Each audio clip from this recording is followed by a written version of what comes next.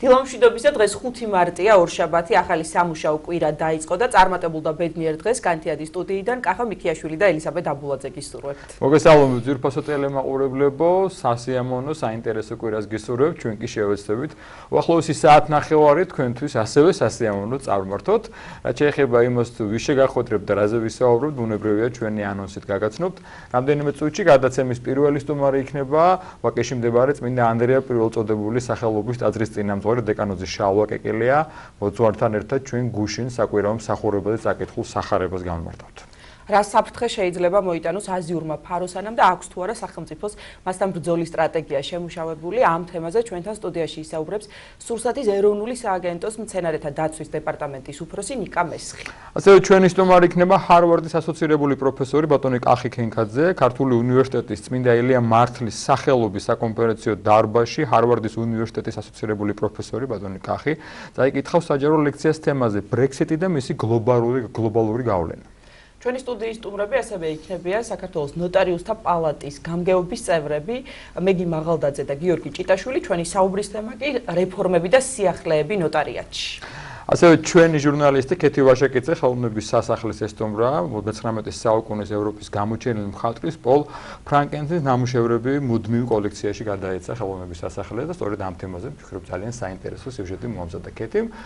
მრავალფეროვანი სასიამოვნო გადაცემა გელოდებათ წინ, ეს კი იმას ნიშნავს, რომ აუცილებლად უნდა დაიწყოთ დილა განთიადთან ერთად. რამდენიმე წუთში შემოგვიერთება დეკანოზი შალვა კეკელია, მანამდე კი ჩანახად შემოგთავაზებთ დროებით გემშვიდობებით.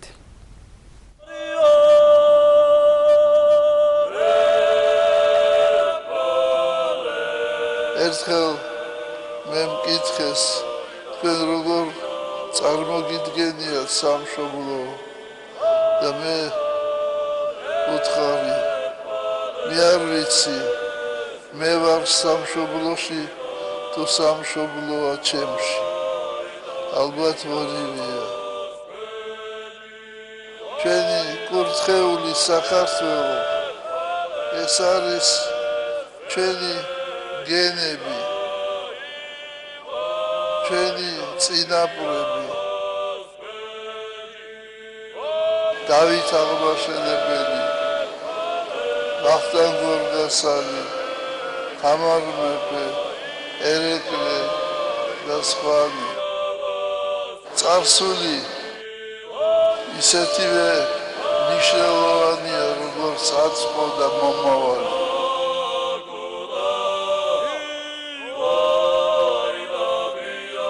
ღვთის მადლით ვართ მემკვიდრენი მათი და ჩვენ უნდა ვახსოვდეს ჩვენი საქმენი საგმირონი. ღვთის მადლი და ღვთის წყალობა, რომელიც ასე უხვად ეფინება მთელ ქვეყანას და განსაკუთრებით საქართველოს.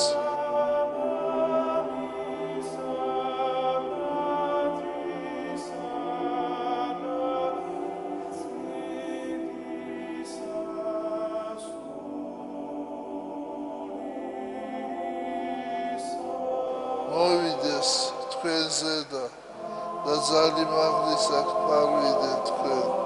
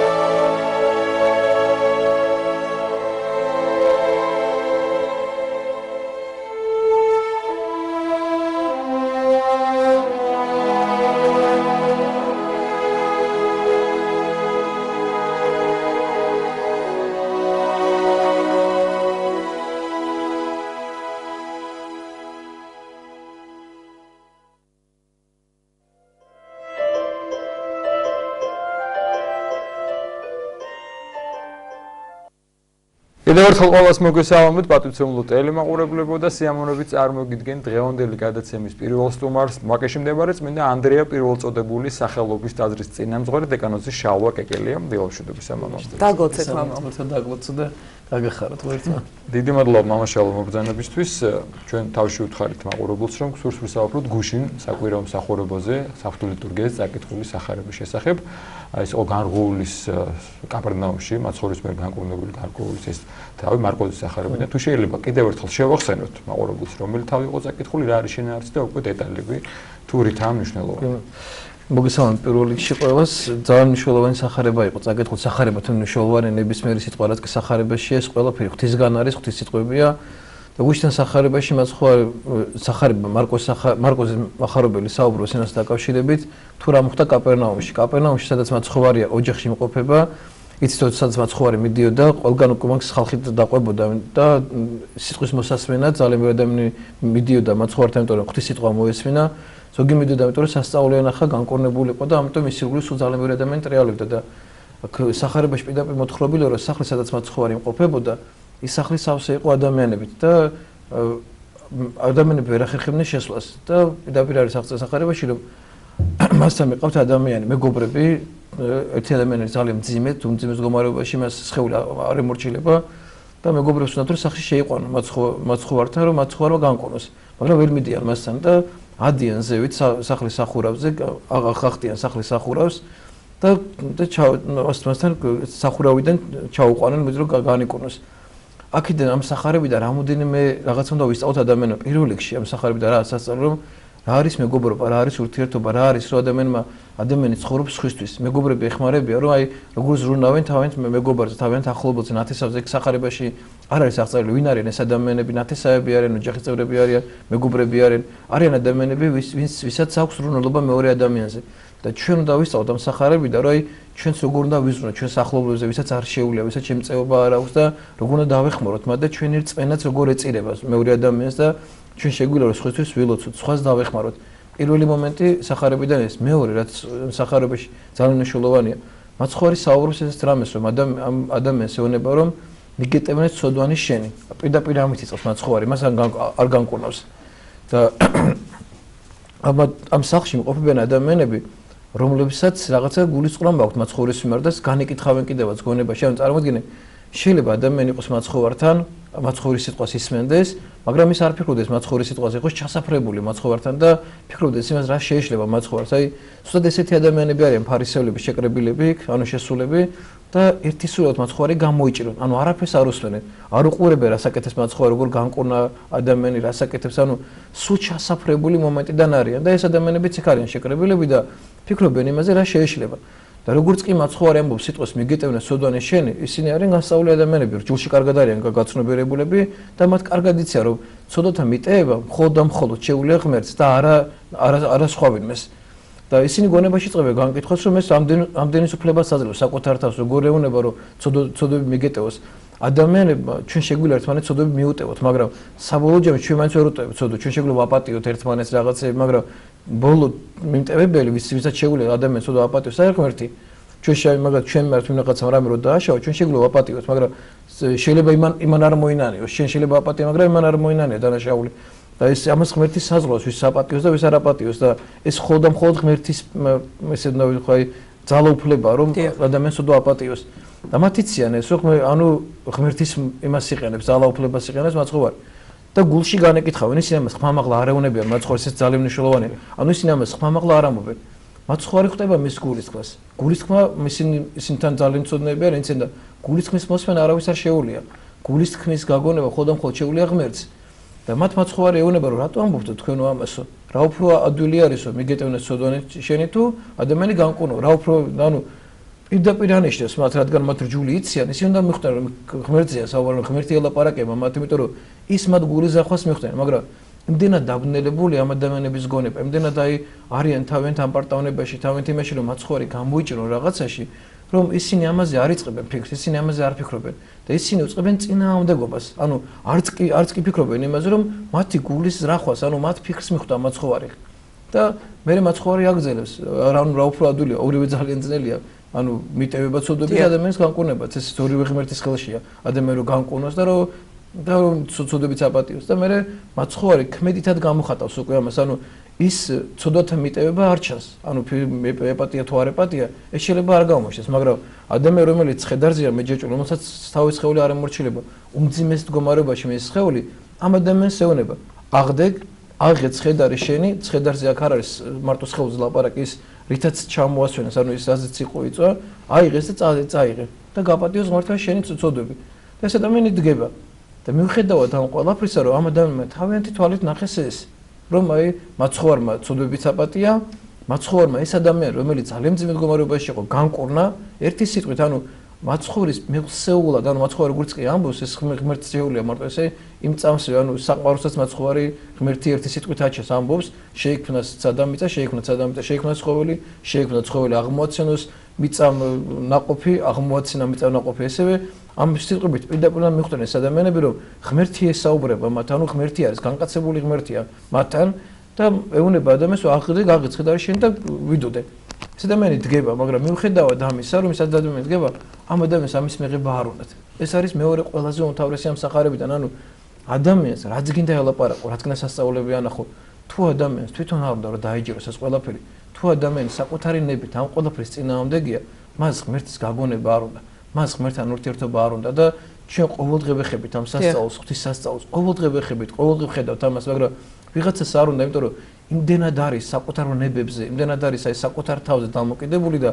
არ უნდა ყველაფრის წინააღმდეგობის გაწევა რომ შეეწინააღმდეგოს ამ ყველაფერს ის რჩება აი ქალაქ კაპერნაუმში მოხდა ეს სასწაული ესეც ძალიან მნიშვნელოვანია აი ქალაქ კაპერნაუმი სადაც ყველაზე მეტი სასწაული მოახდინა უფალმა ანუ იქ აღადგინა მკვდარიც განკურნა ბრმებს თვალი აუხილა მკელობა ხთელი მოსახლეობა თელი ქალაქის მაცხოვრებლები ხედავენ რომ რამ მდგომარეობაში მაგრამ ეს ქალაქი დღეს არ არსებობს რატო პირდაპირ განმარტავენ მაგრამ იმიტომ რომ ამ ქალაქმა ქრისტე მაინც არ მიიღო ამ ქალაქმა ღმერთი მაინც არ მიიღო და დღესაც ამ ქალაქში ვინც იერუსალიმში ნამყოფია ყველამის რომ იმ ქალაქში დღესაც არ ცხოვრობს არავინ დღესაც არავინ აღარ ცხოვრობს იმიტომ რომ ბოლომდე გააქრა იმიტომ რომ მათ ღმერთი არ მიიღეს აი ესევე ადამიანი რომელიც ღმერთს არ მიიღებს რომელიც აი მიუხედავად იმის ადამიანი ყოველდღე ხედავს ამ სასწაულს ყველა ადამიანი ხედავს ამას არ არსებობს ადამიანი რომელიც ყოველდღე არ ხედავდეს ღვთის სასწაულს მასში რა ღმერთი რას ახდენს მასში ხო და ადამიანი რომელიც ღმერთს არ მიიღებს როგორც კაპერნაუმმა არ მიიღო აი ეს ადამიანებიც ესევე გაქრებიან ღვთის წინაშე ესენი ვერასოდეს ვერ დაემკვიდრებიან ღვთის სასუფეველს და მოხდებიან სამუდამო სატანჯველში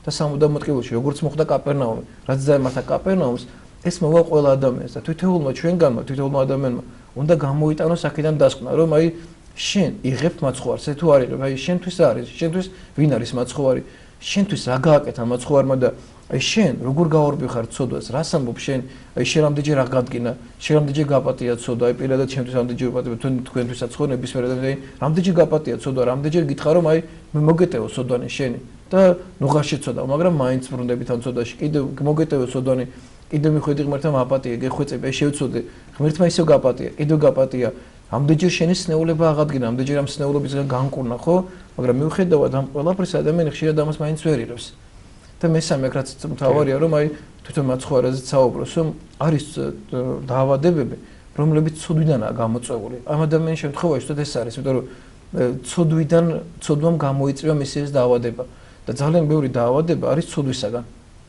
ანუ ცოდვა იწვევს ხშირად დაავადებას და ამასაც უსვამს მაცხოვარი ხაზს რომ ანუ შენი დაავადება არ არის ეს მარტო ფიზიკური დაავადება შენი დაავადება არის ცოდვიდან გამომდინარე დაავადება ანუ შენ რადგან შეცოდე ღმერთს აქედან გამომდინარე დაგემართა ეს დაავადება და ჩვენც უამრავი დაავადება ესეთი თუნდაც აი ნერვოზი რაღაც ეს ყველაფერი არის ცოდვიდან დეპრესია ეს ყველაფერი არის ადამიანი რაღაცა შეუგუებელი არის უმადური რაღაც ღვთის წინაშე და უმადურობის გამო ან ფიქრობს იმას რომ მას უფრო მეტი ეკუთვნის და ამას რო ვერ იღებს ამის გამო იმართება დეპრესია ვარდება უმძიმეს მდგომარეობაში იმიტომ რომ ის საზოგადოებისგან გარიყოს თulis საკუთარ თავს ფიქრობს რომ საზოგადოება მას უფრო მეტი პატივი უნდა წეს უფრო მეტი რამე ჭირდება თუნდაც ოჯახის წევრებისგან თუ ნათესავებისგან მეგობრებისგან იქ სადაც მუშაობს და როცა ადამიანი ამას ვერ იღებს ამით ვერ ის ადამიანი უკვე სნეულდება რომ მას არ აქვს მადლიერება ღვთისა ვერ იღებს იმ განსაცდელებს რაც მასზე ღმერთმა დაუშვა ვერაფრით ვერ იღებს ამას და ვარდება დეპრესიაში და ეს დეპრესია მე შემთხვევაში წევს ადამიანის დაავადებას უამრავ მარტო იმაზე კი არ მარტო ფსიქოლოგიური დაავადებას ანუ ფიზიკურადაც კი შეიძლება დაავადეს გული დაავადეს სხეული შეიძლება დაავადეს კუჭი უამრავი რაღაც შეიძლება გამოიწვიოს ამ დაავადებამ და ეს დაავადება არის ცუდისმიერი დაავადება.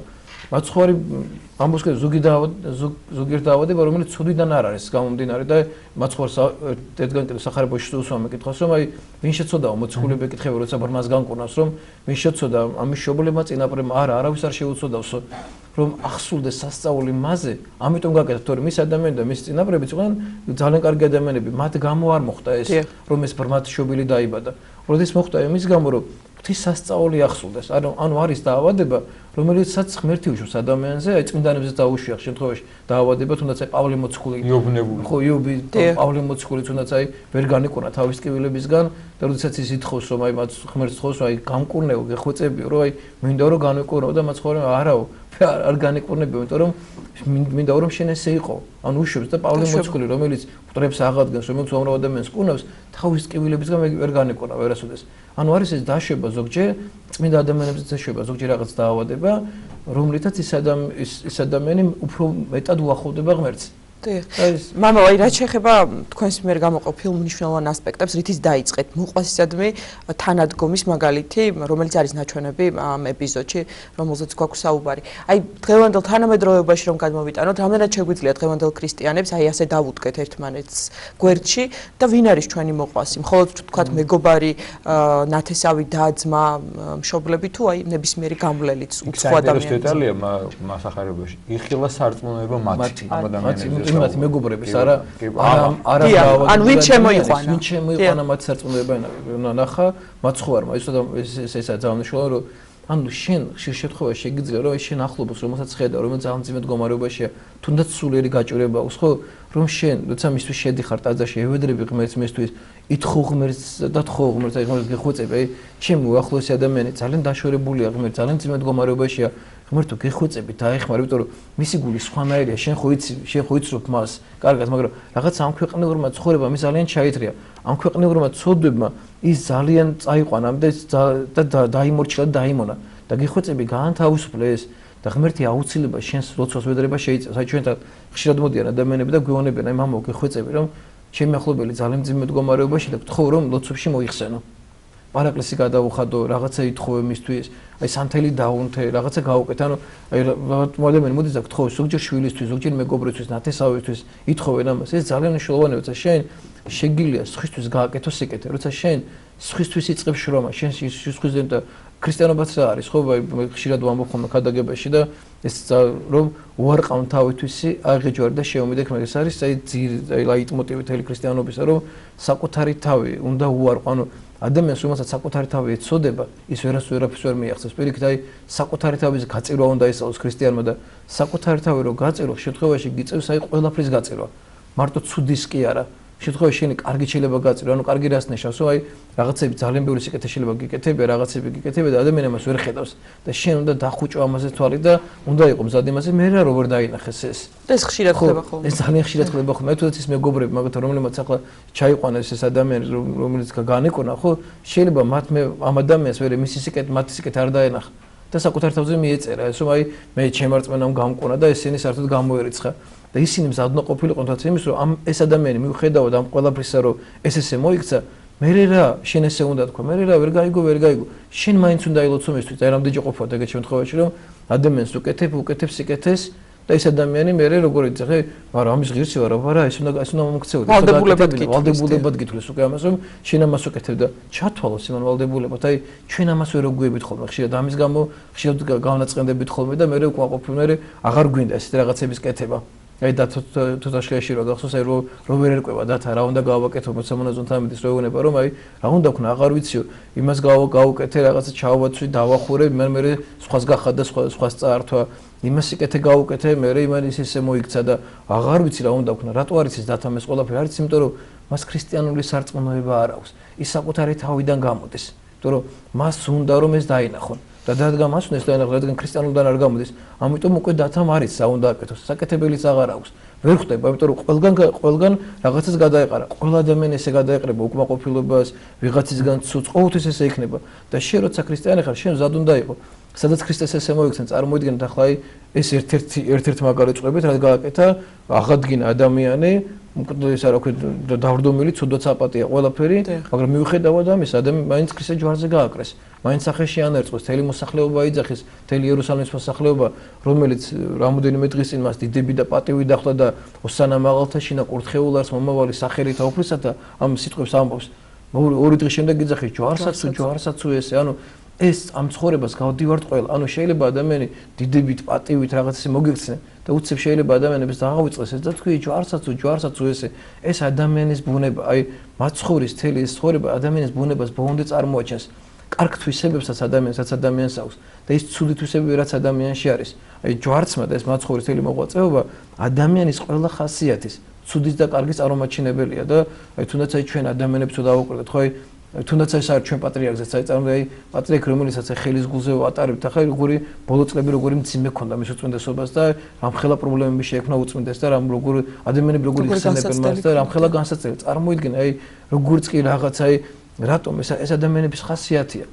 მე ხშირად მიფიქრია კიდევაც, რომ აი რატო ესეთი პროცესები არ დაიწყო თუნდაც ეკლესიაში რატო 10 წლის წინ, როცა მოწინეს ესე გამართული წელი, რატო ვერ დაიწყეს ადამიანებმა ესე, რატო მანდა მაინც ახლა, რატო ჭირს ადამიანებს ეს აი ძალიან ხშირად ფიქრობ ხოლმე ამას, მიფიქრია ამაზე, იმიტომ რომ ეს ადამიანის ხასიათია. როგორც კი მაცხოვარი დაინახეს უკვე ესე და უკვე ჯვარსაც ამბობენ უკვე ამას, ანუ ადამიანებს შეუძლია ადამიანები ერთმანეთი გავწიროთ.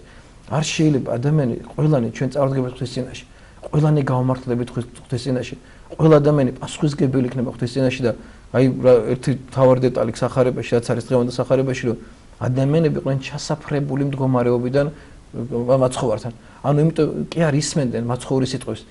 უფიქრობდნენ იმაზე რა შეეშლებოდა. და როცა შენ ადამიანს ფიქრობ რა შეცდომა აქვს ადამიანს და სულ ამ შეცდომაზე რომ ხარ ჩაკირკიტებული და მის დანარჩენ სხვა საქმეს ვერ ხედავ, რა გააკეთა კარგი, რა უკეთებია მას და სულ მის შეცდომაზე რო გენა ყურადღება გავამახვილო, უკვე დაღუპისკენ ახარ წასული. აი ეს საოცარი თქმა შეამეგობრა, მყავს ეს ისტორია არც ვიცოდი ეს ამბავი, აფრიკაში არის ტომი. ერთ-ერთი ტომი, სადაც ადამიანი რომელიც რაღაცას დააშავებს და ცუდად მოიქცევა და რაღაც საშინლებას გააკეთებს ეს ამ ადამიანს დააყენებენ შუაში და თელი ეს ტომი თლად იკრიბება და ამ ადამიანს ირგვლივ დგება. და შუაში დააყენებენ ამ ადამიანს და ყველა ეუბნება ამ ადამიანს რა კარგი გაუკეთებია. ანუ ადამიანი საშინლებას აკეთებს და ყველა ყვება რომ შენ ეს საგავს გაკეთებული კარგი, შენ ეს გამეკეთე კარგი, შენ ესე მოიქეცი და ცუც კი არ ეუბნებიან, ანუ ადამიანი დააშავოს ეუბნებიან კარგს, რატო? რომ ის ადამიანი არ დაბრყოლდეს, არ სასწორკეთილობაში არ ჩავარდეს და ამ ადამიანს ეუბნება შენ ეგეთი ხარ და რატო ჩაიდინე ეს? ანუ კარგს ახსენებენ, ცუც კი არ ეუბნებიან, ანუ ეუბნება რომ შენ ამდენი სიკეთე გიკეთებია, ეს გააკეთებია და ახ ეს რატო დაგემართა, მაგრამ ეს რატო დაგემართა, ცუც კი არ ეუბნებიან.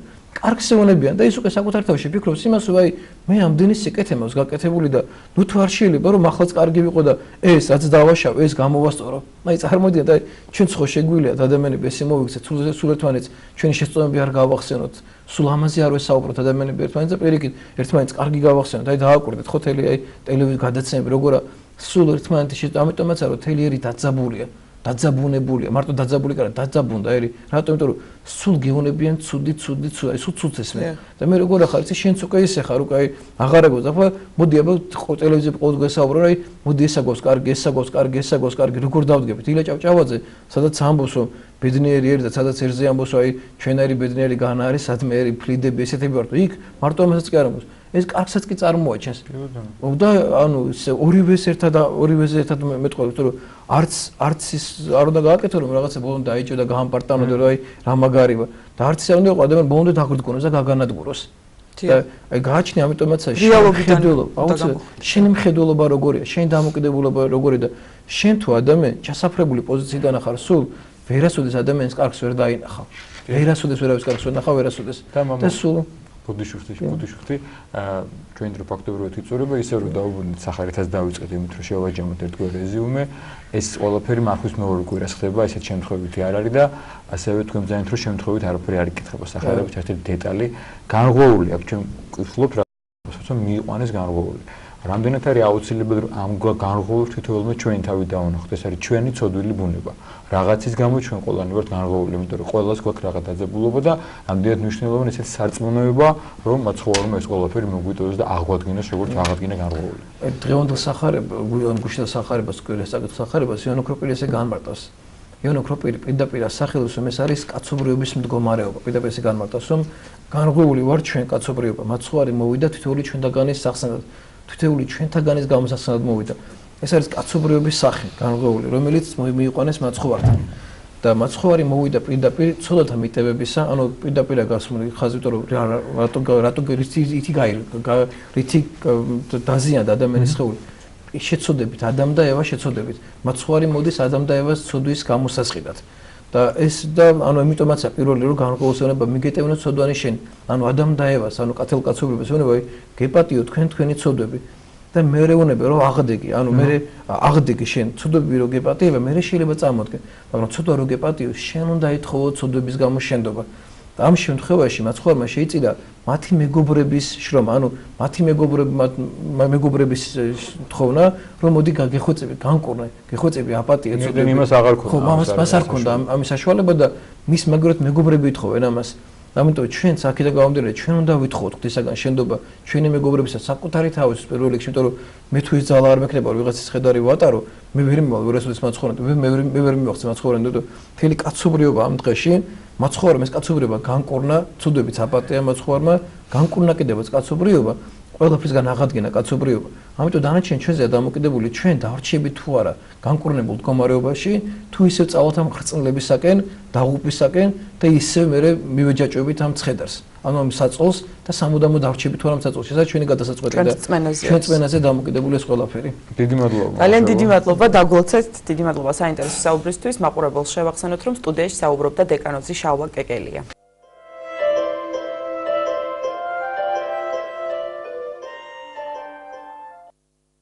დაუბრუნდით პირდაპირ ეთერში, კიდევ ერთხელ ყველას მოგესალმებით, ვინც ახლა შემოგვიერთდით. წარმოგიდგენთ განთიადის სტუმრებს. შემოგვიერთდნენ საქართველოს ნოტარიუსთა პალატის გამგეობის წევრები, მეგი მაღალდაძე და გიორგი ჭიტაშვილი. დილამშვიდობისა, ძალიან დიდი მადლობა, რომ გვესტუმრეთ. მადლობა. ჩვენი საუბრის თემა კი არის სიახლეები და რეფორმები ნოტარიატში. და პირველი რითიც მინდა დავიწყო, ძალიან საინტერესო რეფორმა განახორციელეთ. ნოტარიუსი ყველა რაიონს, ასე ქვია ამ რეფორმას. რას გულისხმობს? მეგი, თქვენ მინდა კითხოთ. მოგახსენებთ, საქართველოს იუსტიციის მინისტრის თია წოლუკიანის ინიციატივით დაიწყო რეფორმა ნოტარიუსი ყველა რაიონს. ამ რეფორმამ მოიცვა ანუ მთლიანი საქართველო თითქმის და მოქალაქეებს შესთავაზა სერვისი, მიიღო სანიტარო მოქმედება იმ რაიონში ადგილობრივ მოსახლეობას შესაძლებლობა აქვთ მიიღონ ისე რომ არ წავიდნენ სხვა ქალაქებში, არ მოუწიოთ დროის დახარჯვა და აგრეთვე გზავრობასთან დაკავშირებული ხარჯები. მოგახსენებთ, რომ ანუ რაიონებს მაგალითად წყალტუბოში, ქედაში, ცაგერში, მესტიაში, ბაკურიანში, ლენტეხში არ იყო სანიტარო სერვისი ხელმისაწვდომი. სწორედ ამიტომ დაიწყო ქალბატონმა თეამ აღნიშნული რეფორმა და თქვა, რომ ის ნოტარიუსები, რომლებიც ახლად დაინიშნებიან, პირველი 3 წელი ემსახურებიან იმ რაიონს და შესთავაზებენ ადგილობრივ მოსახლეობას სანიტარო სერვისს. ამასთან ჩვენ გავითვალისწინეთ ნოტარიუსის ინტერესებიც და საქართველოს ნოტარიუსთა პალატა მათ დაეხმარება, ანუ მატერიალურადაც და ტექნიკურადაც. კერძოდ ევეხმარებით მათ ოფისის აღჭურვაში, მოძიებაში, ტექნიკურად გამართვაში, აგრეთვე იმ ნოტარიუსებს, რომლებიც ანუ მუშაობენ მაღალმთიან რაიონებში და ნაკლებია მოსახლეობა, ნაკლებია სამუშაო და შემოსავალიც ნაკლები აქვთ, მათ ვეხმარებით თანხობრივადაც ეტაპობრივად. ეს ძალიან კარგია. ლოგიკური კითხვა გამიშთა ახლა მე არ ვიცოდი აქამდე, დავუშვათ საკმაოდ ბევრი რაიონი ჩამოთვალეთ. აქამდე არ არსებობდა სანიტარო მომსახურება და თუ არა აი რატო იყო აქამდე რომ დავუშვათ ამას არ მიექცა ყურადღება საინტერესო. მოგახსენებთ, ანუ როგორ არ არსებობდა, იყო რაიონები, როდესაც თქვათ იყვნენ მაგალითად მესტიაში 2006 წლიდან აღარ იყო ნოტარიუსი, ისინი გადმოდიოდნენ დიდ ქალაქებში და მუშაობა ერჩინათ დიდ ქალაქებში. სწორედ ამ რეფორმის შედეგად მათ პირველი 3 წელი აეკრძალათ ამ რაიონის დატოვება და იძულებულები არიან ამ კანონის ფარგლებში 3 წლის განმავლობაში მოიმსახურონ ადგილობრივ. ის არის ვალდებულება, ხო? ვალდებულება, დიახ, ვალდებულება. ორიენტირებული მოსახლეობა. რა თქმა უნდა. ეს რა თქმა უნდა საინტერესო რეფორმა არის და მნიშვნელოვანი. მათ უფლებას არ ართმევს, რომ 3 წლის შემდეგაც იგივე რაიონში გააგრძელონ მუშაობა თუ ექნებათ ამის სურვილი. თუმცა ამ 3 წლის შემდეგ მათ აქვს თავისუფალი არჩევანი. თავისუფალი არჩევანი ექნებათ თავის. დიახ. კიდევ ერთი საინტერესო პროექტი, პროფესია ნოტარიუსი, რომელიც თქვენ განახორციელეთ, რომ მოუყვეთ ჩვენს მაყურებელს რას გულისხმობს. პროფესია ნოტარიუსი გულისხმობს შემდეგს. ნოტარიუსთა პალატის წარმომადგენლები, გამგეობა და ასე შემდეგ, მივდივართ სხვადასხვა უნივერსიტეტებში, როგორც თბილისის უნივერსიტეტებში, ისევე სხვადასხვა ქალაქების და რეგიონების უნივერსიტეტებში და ვაცნობთ სტუდენტებს პროფესია ნოტარიუსის აზრს. ანუ ვესაუბრებით ჩვენს მოქმედებებზე, თუ რა საფეხურები უნდა გაიარონ მათ იმისთვის, რომ დაინიშნონ ნოტარიუსად და ასე შემდეგ. ანუ მათ ცირფესვიანად ვარკვევთ ჩვენ პროფესიაში და ამის შედეგად ყოფილა შემთხვევები, რომ სტუდენტები დაინტერესებულან ჩვენი სფეროთი და რამდენიმე ასეთი სტუდენტი დღეს ნოტარიუსიც არის უკვე. თუმცა მე მგონი ნოტარიუსობა ყოველთვის იყო პრესტიჟული პროფესია, ასე ვთქვათ, ხა. მე ბევრგან მომისმენია უნდა ნოტარიუსობა, მე კი ვერ ხვდებოდი რატო სიმართლე გითხრათ, მაგრამ ბევრს უნდა. აი, სწორედ ეს მე უნდა მეკითხე რატომ? აი, რა არის ექსკლუზიური თავშე შეთავაზებები და მომსახურება, რაც მხოლოდ ნოტარიუსთან შეიძლება მოახერხო და მხოლოდ ეს ნოტარიული სივრცეში უნდა მოგვარდეს. კი ბატონო, მოგახსენებთ იმ ექსკლუზიურ სერვისებს, რომელიც მხოლოდ მოქალაქეს ნოტარიუსთან შეუძლია მიიღოს, ეს არის სამკვიდრო მოწმობის მიღება, სამის ღმში რჩენის ხელშეკრულება, საქორწინო კონტრაქტი, ასევე ონლაინ სერვისები, რომელიც მხოლოდ ნოტარიუსის თავაზობს მოქალაქეებს და რა თქმა უნდა უმარტივებს საზღვარგარეთ მცხოვრებ მოქალაქეებს სანოტარო სერვისის მიღებას, მათ არ უხდებათ, ანუ იმ ქვეყანაში მისვლა ნოტარიუსთან რთული პროცედურების გავლა და აგრეთვე 3-ჯერ, 4-ჯერ უფრო ნაკლებ თანხაში უწევთ ამ სერვისის მიღება. ანუ ჩვენ აგრეთვე უწევთ მათ მოქალაქეებს კონსულტაცია, სამართლებრივად ვარკვევთ საკითხებში და რა თქმა უნდა სანოტარო წესით დამოწმებულ დოკუმენტს უფრო მეტი დაცულობა არის, მოქალაქეები უფრო მეტ კონსულტაციას იღებენ, სამართლებრივ რჩევას, ნოტარიუსი ერკვევა მათ პრობლემაში, აძლევთ რჩევებს და უხსნის თუ რომელი გარიგებაა მათთვის საუკეთესო მისაღები და მხოლოდ ამის შემდეგ ხდება, ანუ გარიგების დამოწმება. თქვენ ძალიან საინტერესო თემა ახსენეთ, ქორწინების ხელშეკრულება, ამაზე მოგვიანებით გითხავთ, მემკვიდრეობის საკითხიც თუ არის ექსკლუზიური სერვისი, რასაც ვიღებთ ჩვენ ნოტარიუსს. მოგახსენებთ, სამემკვიდრეო საქმის წარმოება ნამდვილად არის ნოტარიუსის ექსკლუზიური უფლება. იმ შემთხვევაში, თუ ვინმეს უნდა რომ მიიღოს მემკვიდრეობა, ნოტარიუსის გარეშე ამას ვერ მიიღებს. ნებისმიერ შემთხვევაში მან უნდა მიმართოს ნოტარიუსს და შესაბამისი დადგენილი პროცედურების დაცვით მიიღოს მემკვიდრეობა და დაირეგისტრიროს თავისი სამემკვიდრეო უფლებები და ვალდებულება. აი საინტერესოა დავუშვათ ნოტარიუსი არის ადამიანი, თუ ხდება რომ გადამზადება, რაღაც გამოცდები ჩაბარება და ეს თემი თუ დავუშვათ ერთხელ რაღაც გაივლი ამ კურსს, არ ვიცი როგორ ხდება და ხარ და ხარ.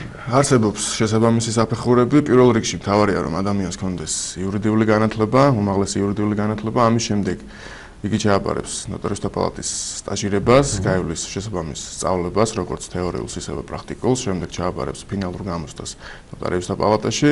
ამის შემდეგ არის კიდევ ერთი საფეხური უკვე საკვალიფიკაციო გამოცდა, რომელსაც იუსტიციის სამინისტროს სასწავლო ცენტრში აბარებს კანდიდატი, შემდეგ წერს განცხადებას ნოტარიუსად დანიშვნის თავობაზე და გადის გასაუბრებას, ანუ ეს საფეხურები არის გასავლელი. რაც შეეხება ონლაინ სერვისებს, უფრო ვრცლად რა მოგვითხრათ, კონკრეტულად რა მომსახურება შეიძლება მივიღოთ ონლაინ? ინტერნეტის საშუალებით. დიახ, ინტერნეტის საშუალებით Skype-ის ეგრეთ წოდებული მოქალაქეს შეუძლია მიიღოს მინდობელობა, რწმუნებულება ან გააკეთოს ნებისმიერი სახის განცხადება, თანხმობა. ამისთვის საჭიროა, რომ მოქალაქე იყოს აუცილებლად საქართველოს მოქალაქე და დაუკავშირდეს ის ნებისმიერს მასთვის სასურველ ნოტარიუსს.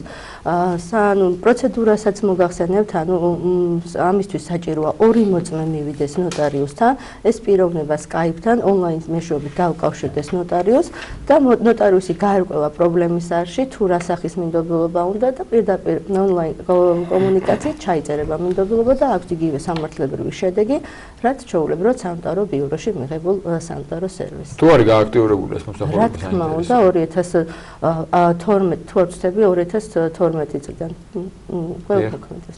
აი რაც შეეხება სამოქალაქო დავებს, მაგალითად ერთი ადამიანი მეორეს ედავება ბინას ან ასე შემდეგ, ნუ უამრავი საკითხი არის, ხო?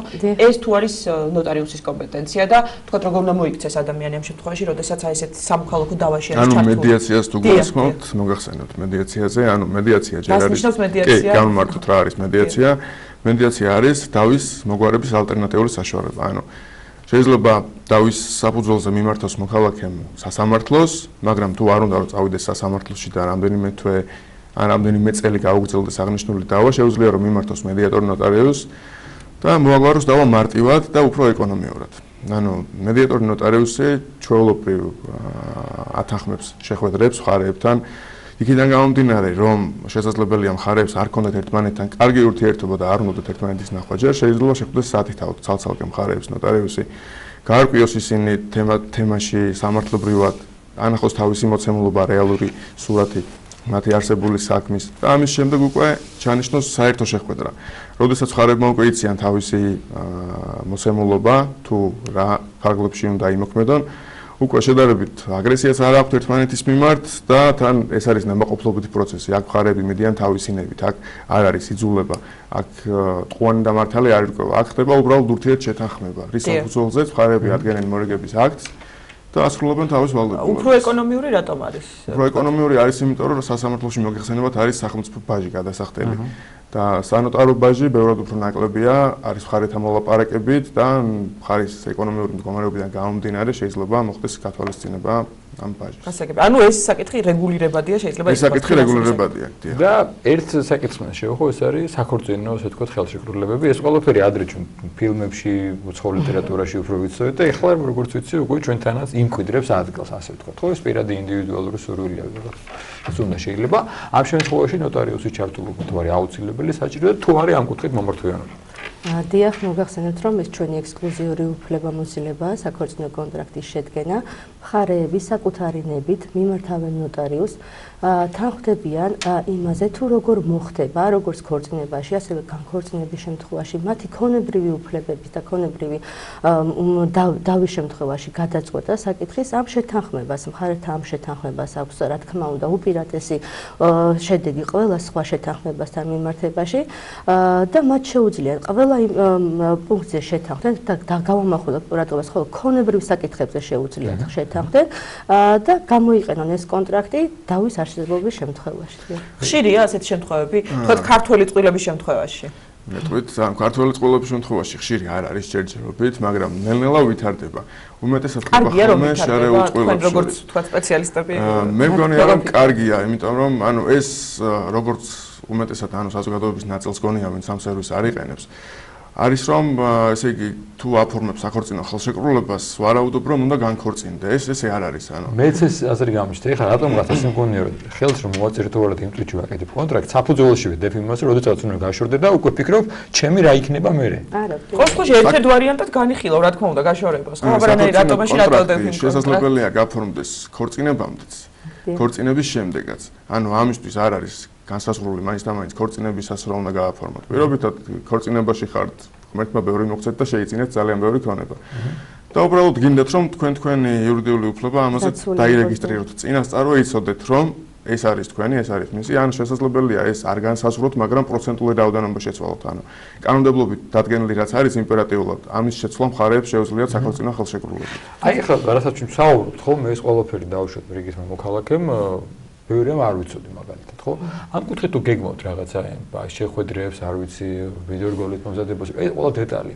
იგივე ეს საქორწინო კონტრაქტზე იგულისხმება სხვადასხვა რომ უფრო ინფორმირებული გახადოთ მოსახლეობა. რა თქმა უნდა, ჩვენთვისაც ჩვენ თავარი მიზანია რომ მოსახლეობას გავაცნოთ ის სერვისები, სიახლეები, რეფორმები, რაც ნოტარიუსთა პალატა, რასაც ნოტარიუსთა პალატა გეგმავს, აგრეთვე ჩვენ Facebook გვერდზე მოქალაქეებს შეუძლიათ გაეცნონ იმ სიახლეებს, რასაც ჩვენ ვახორციელებთ.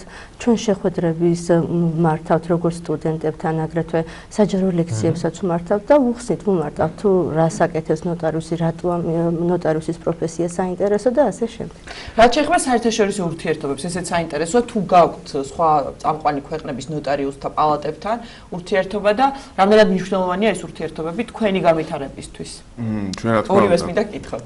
ჩვენ რა თქმა უნდა გვაქვს საერთაშორისო ურთიერთობები. ნებისმიერ წამყვან ნოტარიატთან უცხოეთის, როგორც ევროპის, ასევე სხვა ქვეყნების ნოტარიატებთან გვაქვს კავშირი. ასევე ვართ ნოტარიატის საერთაშორისო კავშირის წევრი ნოტარიატი, ჩვენ საქართველოს ნოტარიატი.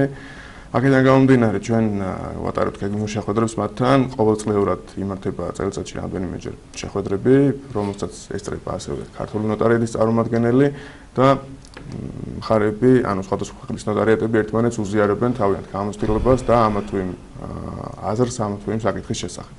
ახლა ხომ არ გაქვთ რაიმე დაგეგმილი, ვთქვათ, რისი დაანონსებაც გსურთ, რაიმე პროექტი ან რეფორმა საინტერესო? მოგახსენეთ განვავრცობ თემას გიორგის დაწყებულს, რომ დავამატო, რომ დღესაც ჩვენი გამგეობის თავმჯდომარე და გამგეობის წევრი იმყოფებიან საფრანგეთში, სპეციალურად ჩვენთვის ქართველი ნოტარიუსებისთვის მოწყობილ ანუ ღონისძიებაზე ფრანგი კოლეგები გააცნობენ მათ იმ სერვისებს, მათ ქვეყანაში დანერგილ სერვისებს და იციან, რომ ჩვენ უნდა მზად ვართ მივიღოთ ეს სიახლეები და გავაუმჯობესოთ ჩვენი სერვისი. ძალიან მადლობა. ძალიან დიდი მადლობა მოწვევისთვის. მაყურებელს შევახსენეთ, რომ გადაცემის სტუმრები იყვნენ საქართველოს ნოტარიუსთა პალატის გამგეობის წევრები მეგი მაღალდაძე და გიორგი ჭიტაშვილი. ვაგრძელებთ გადაცემას. კეთი ვაშაკიძის სიუჟეტი, როგორც ანონსში მოგახსენოთ, ფიქრობ ძალიან საინტერესო თემაზე, ხელოვნების სასახლეს 19 საუკუნის ევროპის გამოჩენილი მხატვრის პოლ ფრანკენის ნამუშევრები მუდმივ, ასე ვთქვათ, კოლექციაში გადაეცა, ასე რომ ნახოთ სიუჟეტი.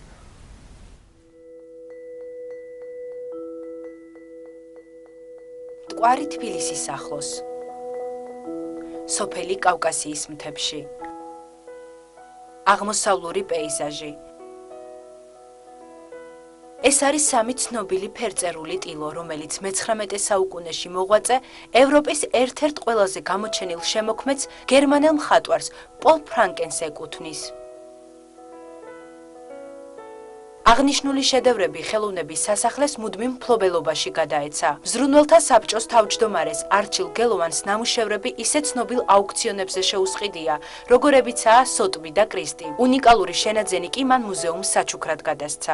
ხელოვნების სასახლეს არჩილ გელოვანმა საჩუქრად გადასცა გერმანელი მხატვრის პოლ ფრანკენის სამი ნამუშევარი, რომელიც კრისტის აუქციონზე შეიძინა.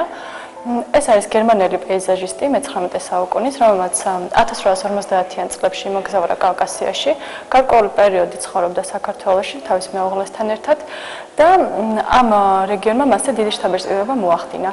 აქ შეასრულა ბევრი ნამუშევარი, რაღაც პერიოდის შემდეგ სამშობლოში დაბრუნებული ისევ დაუბრუნდა კავკასიის თემას და ჩვენთვის ძალიან სასიხარულოა, რომ ეს ნამუშევრები დღეს ჩვენს მუზეუმშია გამოფენილი. პოლ ფრანკენი მხატვრობაში რომანტიზმის მიმდევარი იყო და ამიტომაც მისი ნამუშევრები მიმზიდველი ფერებითა და ულამაზესი ფიგურებით გამოირჩევა. მხატვრის დიდ ინტერესს წარმოადგენდა ცივილიზაციისგან ხელშეუხებელი ადგილები, უცხო ლანდშაფტები, ეთნოგრაფიული მოტივები.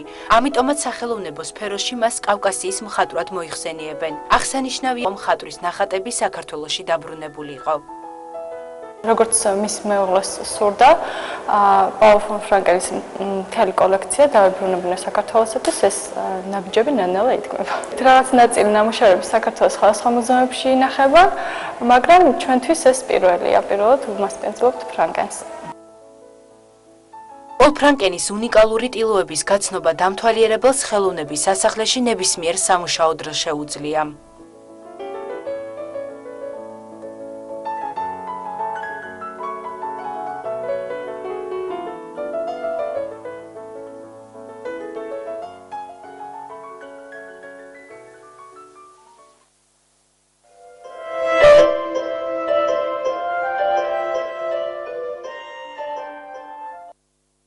გრძელდება ჩვენი გადაცემა მომდევნო სტუმარი შემოგვიერთა სურსათის ეროვნული სააგენტოს მეცნიერთა დაცვის დეპარტამენტის უფროსი ბატონი ნიკა მესხი. მოგესალმებით ბატონი ნიკა. დიდი მადლობა მოგზაურობისთვის. ძალიან საინტერესო აქტუალურ თემაზე უნდა ვისაუბროთ. ეს არის ფაროსანას თემა, რომელიც უკვე ბოლო წელია აქტიურად განიხილება და ეხლაც გახდა საჭირო ალბათ ამაზე საუბარი. თავდაპირველად მინდა კითხოთ, ეხლა რა ეტაპია? ძინავს, აქტიურდება უკვე უნდა ვალდოთ შემოსევას თუ არა და საფრთხეები პირველადი რაც შეიძლება გამოვიწიოს ფაროსანას ასე ვთქვათ გამრავლებამ და გავრცელებამ. მოგესალმებით ტელემაყურებლებს, დიდი მადლობა მოწვევისთვის. დიდი მადლობა თქვენ. მავნებელი, რომელიც ბოლო 2 წელია საქართველოში გამოჩნდა, აზიური ფაროსანა, პრობლემას წარმოადგენს ჩვენი ქვეყნისთვის და ერთგვარი გამოწვევაც არის, რადგან ეს არის პოლიფაგი მავნებელი, რაც ნიშნავს, რომ ბევრი მცენარით იკვებება და დაახლოებით 300-მდე მეტი მცენარით იკვებება, როგორც სასოფლო-სამეურნეო, ასევე დეკორატიული მცენარეები და ტყის ჯიშები. და მას ძლიერი გავრცელების დროს შეუძლია 70%-მდე დააზიანოს მოსავალი. ეხლა რაც შეეხება ამ ეტაპზე, თვითონ ამ მავნებლის ბიოლოგიური თავისებურებიდან გამომდინარე იმყოფება გამოსაზამთრებლად, სხვადასხვა თავშესაფრებში ეს შეიძლება იყოს საცხოვრებელი სახლი, ტყე, ცხოველთა სადგომი და ასე შემდეგ. და როდესაც გაზაფხულზე ჯამური დღეღამური ტემპერატურა გადააჭარბებს 15 გრადუს ცელსიუსს, უკვე ეტაპობრივად იწყებენ გამოსვლას და იწყებენ მცენარეების დაზიანებას და გამრავლებას. ჩვენ ამ მავნებლის სალიკვიდაციოდ გასულ წელს მასშტაბური ღონისძიებები გავატარეთ. ჩვენ მოწვეული ყავდა წლის დასაწყისში ექსპერტები ამერიკის შეერთებული შტატებიდან, ევროპის სხვა ქვეყნებიდან, რომელთა რეკომენდაციის საფუძველზე შემუშავდა სტრატეგია, რომელიც სამ ძირითად მიმართულებას მოიცავდა. ეს არის საინფორმაციო კამპანიის წარმოება, მოსახლეობის ცნობიერების ამაღლების მიზნით, ასევე მონიტორინგი და შემდეგ უკვე უშუალოდ ღონისძიებების გატარება ქიმიური პესტიციდების გამოყენება. მაგრამ არ აღმოჩნდა საკმარისი ეს ღონისძიებები. საკმარისად თვითონ ამ მავნებლის თვისებიდან და იმ უნარიდან, რომ მას აქვს სწრაფი გამრავლების უნარი დიდ მანძილზე გადაადგილდება, ანუ ერთწლიანი ღონისძიებები არ არის საკმარისი, ასე ვთქვათ, რომ იგი დაიყვანო მისი რიცხოვნობა მინიმუმამდე, ამიტომ კომპლექსური მიდგომებია საჭირო და წელსაც ეს ღონისძიება გრძელდება აქტიურად. ჩვენი პარკის, ასე ვთქვათ, სპეცტექნიკის გაათმაგებას ვახდენთ, დაახლოებით 160 ერთეულამდე გვეყოლება ესეთი სპეციალური ტექნიკა, რომლის საშუალებითაც შევძლებთ დიდი ფართობის დამუშავებას, 250.000 ჰექტრის დამუშავება შეგვეძლება დაახლოებით 4-ჯერადად. და ესეთი კომპლექსური მიდგომით ჩვენი მიზანია შევამციროთ ამ მავნებლის რიცხოვნობა და ასევე შევამციროთ ის ზიანი, რაც მას მოაქვს სოფლის მეურნეობისთვის.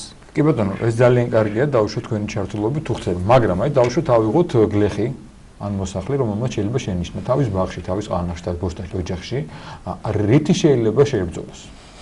არსებობს სხვადასხვა მეთოდები ბრძოლის ღონისძიების ამ მავნებლის წინააღმდეგ და იმ ეტაპზე, როდესაც მავნებლის რიცხოვნობა არის მაღალი, სამწუხაროდ მხოლოდ ქიმიური მეთოდი გვჭირდება, ძირითადად ასე ვთქვათ ღონისძიებად, საკანონმდებლო დამონაკვეთებში.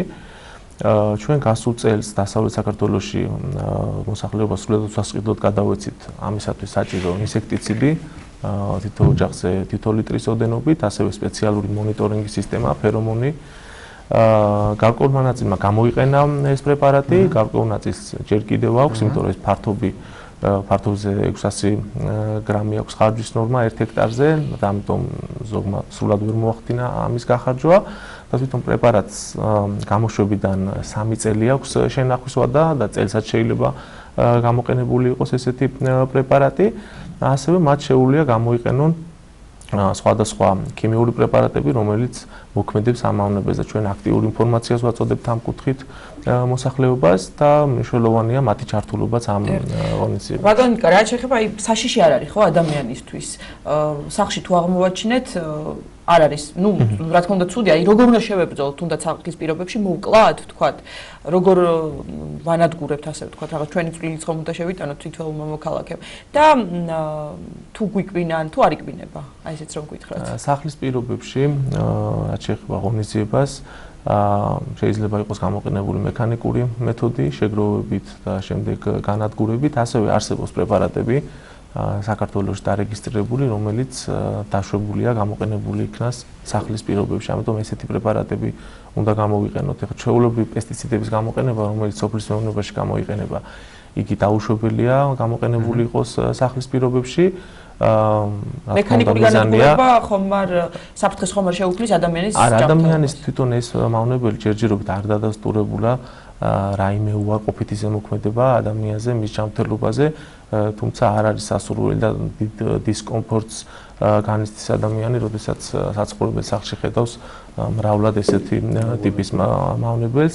ამიტომ მექანიკური ღონისძიებებით იგივე მტვერს ასრულებთ, იგივე მის შეგროვება, შემდეგ დაწვა, ანუ შეამცირებს შემდგომში მის რიცხოვნობას, რადგან ერთი მავნებლისგან რომელიც შემდგომში კიდე კვერცხს ხდადებს 200 ასე ვთქვათ ინდივიდი მიიღება, მას აქვს ორი თაობა და კიდე 200-დან კიდე შთამომავლობას მოქცევს. ამიტომ ერთი ინდივიდისგან, რომელიც გამოიზამთრებს, შეიძლება ჩვენ სეზონის ბოლოს მივიღოთ დაახლოებით 25,000-მდე. ამიტომ ძალიან მნიშვნელოვანია ერთის განადგურებაც. ძალიან მნიშვნელოვანია. რა მინდა გითხოთ, აი ხა ბოლო 2 წელი აქტიურად განეხილებაა ფაროსანას პრობლემა. თუმცა მე ჩემს ბავშვობაში კარგად მახსოვს იგივე ტიპის, ესე ვთქვათ, რაღაცა ხოჭოს მაგვარი რაღაც. იგივე იყო. მე არც ვერ ვერკვევი ჯიშებს, ეს რამე სხვა ჯიშია, იმიტომ რომ რატო ვიძახე? მაშინ არავის არ მახსოვს რომ დავუშვით ესეთი პრობლემა ყოველტეხილი იყო ამ საშინელებაზე, ესე დავერქვი პირდაპირ ფაროსანაზე და ეს რამე სხვა ჯიში კონკრეტული რომელიც ესეთი მავნებელია? ეს არის ანუ ბაღლინჯუების ოჯახი, რომელიც აერთიანებს 4000-მდე სახეობას ზოგადად სოფლიოში. საქართველოში დაახლოებით აღწერილია 30-მდე სახეობა, რომელიც გავრცელებულია ჩვენი ქვეყნის ტერიტორიაზე და მათ ყავთ ბუნებრივი მარეგულირებელი და მათი რიცხოვნობა ვერ აღწევს ისეთ მაჩვენებელს, რომ მან რაიმე ზიანი მოიტანოს საქართველოს პირობებში და ეს მავნებელი არის ახალი სახეობა, სრულიად ახალი, რომელიც ვიზუალურად ძალიან გავს ჩვენთან მობიდნადრე სხვა სახეობებს, თუმცა მას არ ყავს ჩვენ პირობებში ბუნებრივი მარეგულირებელი და ამიტომ ეს სწრაფად მოხდა მისი პოპულაციის, ასე ვთქვათ, გაზრდა. ბუნებრივ მარეგულირებელს რაც შეეხება სოციალურ ქსელში გავრცელდა ინფორმაცია, რომ თითქოს სახელმწიფო შემოყავს ესე იგი ფაროსანას წინააღმდეგ მებრძოლი სხვა მწერი, რომელიც არის ადამიანის სიცოცხლისთვის ძალიან საშიში. აი ეს რომ განგვიმარტოთ თუ შეიძლება ეს რამდენად შეეფერება სიმართლეს ეს ინფორმაცია. გადაწყვეტილი არ არის, გადაწყვეტილი არ არის მიღებული ბუნებრივი მტერის შემოყვანაზე. და ზოგადად ის რაც განიხილება, ეს არის ეგრეთ წოდებული იაპონური კრაზანა, რომელიც მცირე ზომის მილიმეტრიდან მილიმეტრ-ნახევრამდე სიგრძის მწერია, რომელიც ძალიან კრაზანას ნაკვენი ძალიან საშიშია. ეხლა ეს რა ტიპის კრაზანა არის, არ ვიცი. ძალიან მცირე ზომის, მან არ შეუძლია ადამიანს ან სხვა რაიმე სასარგებლო ორგანიზმს მოუტანოს ზიანი.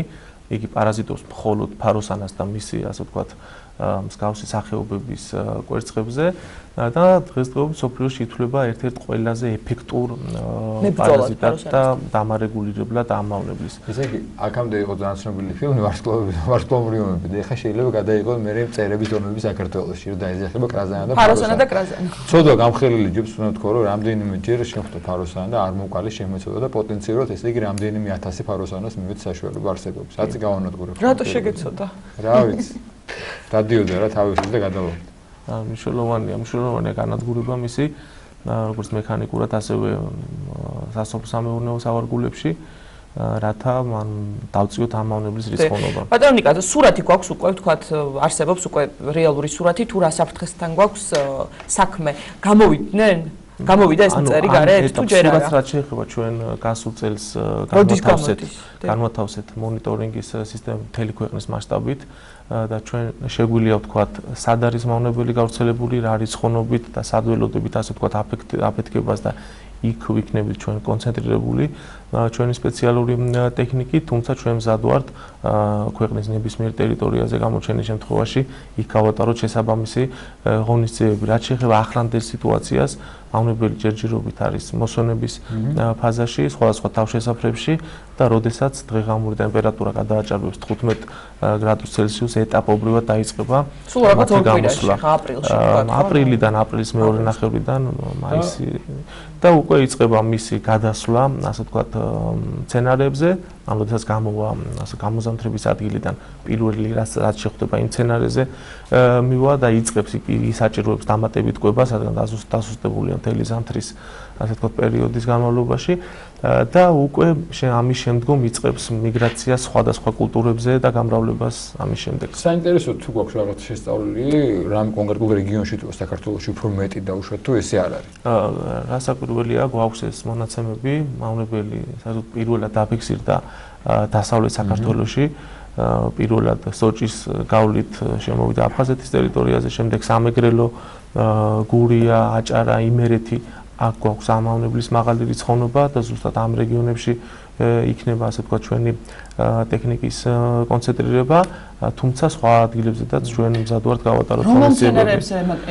ტანება განსაკუთრებით, აი კოლხურ ბზას ხომ არ არჩევს, აი ზუსტად მაგ პერიოდში გამოდის როგორც ჩანს თავშესაფრიდან. ეს ითვლება ნაყოფის მავნებლად, ანუ კოლხური ბზის მავნებელი კიდევ სხვა არის სამწუხაროდ საქართველოში და მსოფლიოში ასე ვთქვათ გახშირდა იმ სხვადასხვა მავნე ორგანიზმების, ახალი ორგანიზმების შესვლა ახალ ტერიტორიებზე, რომელიც იწვევენ მცენარეული საფარის განადგურებას და დიდი ზიანის მოტანას.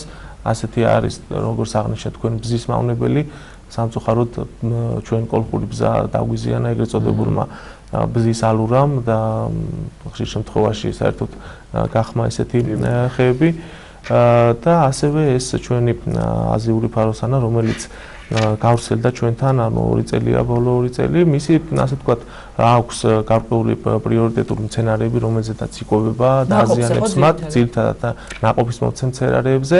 მაგალითად ეს არის თხილი, ეს არის სიმინდი, ხეხილოვანი კულტურები, როგორც ვაშლი, ვაშლატამა, ბალი და ასე შემდეგ ბოსტნეულზე გადადის. ამიტომ რაც შეხვდება მას, ანუ ყველაფერს მიირთმევს.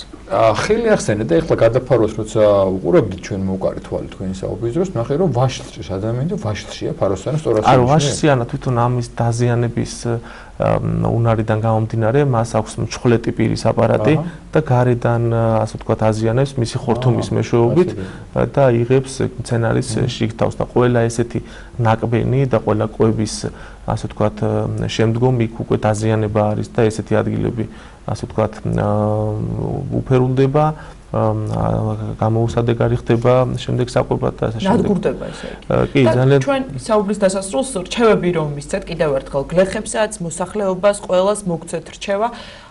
როგორ დავიცვათ თავი ფაროსანასგან, რომ ავიცილოთ ზიანი, ხა გაზაფხული მოდის და ზაფხულის შემდეგ და შევინარჩუნოთ ის მოსავალი, რაც შეიძლება პოტენციურად რომ მოგვეცეს. მის სასოფლო-სამეურნეო კულტურაზე არის სხვადასხვა მავნე ორგანიზმები, რომელთაც აუცილებლად უნდა ვებრძოლოთ და გატარებული იყოს ბრძოლის ღონისძიებები, მაგალითისთვის შოროთ ვაზი რომ ავიღოთ იქ დაახლოებით 8-ჯერ 10-ჯერ იწამლება ვაზი სხვადასხვა მავნე ორგანიზმების წინააღმდეგ და რომ არ ჩატარდეს ეს წამლობა ჩვენ შეიძლება მოსავალი არ გქონდეს საერთოდ და ესე წლები და ესე ვაკეთებთ ესე აკეთებენ ფერმერები და ასევე მნიშვნელოვანია ამ პერიოდში როდესაც ჩვენ სხვა პრეპარატებით ვახდენთ შეწამლას გამოვიყენოთ ფაროსანა საწინააღმდეგო პრეპარატები მათთან ერთად კომბინაციაში. დიდი მადლობა, მოკლედ გისურვებ წარმატებას სახელმწიფოს თქვენ სააგენტოს ფაროსანასთან ბრძოლაში და ჩვენ ქვეყანას უსურვებ, რომ იგი მოგშორდეს ეს მავნებელი გაქრეს საერთოდ სოფლიოდან ჩვენთან ასაკუთრებით ყოველ შემთხვევაში ჩვენიდან და პატარა ქვეყანა. ჩინეთიდან მოდის ხო მე? კი, ჩინეთი არის სამშობლო ამ მავნების. რაღაცა დაარგეს გლეხი 2 წუთი რაღაცა იწვალებს რაღაც 2 კაის შეჭამოს და ეს მოვა და შეგიჭამს. მოკლედ არ ვიცი, იმედია ეს ყველაფერი მოგვარდება. დიდი მადლობა შეგახსენებ ჩვენი სტუმარი გახლავთ სურსათის ეროვნული სააგენტოს მცენარეთა დაცვის დეპარტამენტის უფროსი ბატონი ნიკა მესხი ჩვენ აზიური ფაროსანაზე საუბრობდით და იმ საფრთხეებზე რომელიც შეიძლება იყოს ამ კუთხით.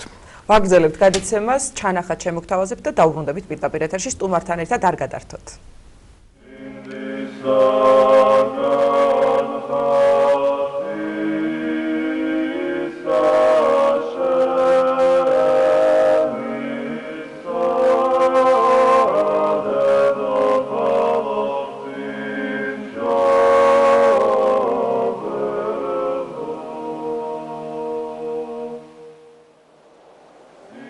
საქართველო და ქართველიერი დიდარია თავისი ეროვნული ფასეულობით, თავისი სულიერი ფასეულობით.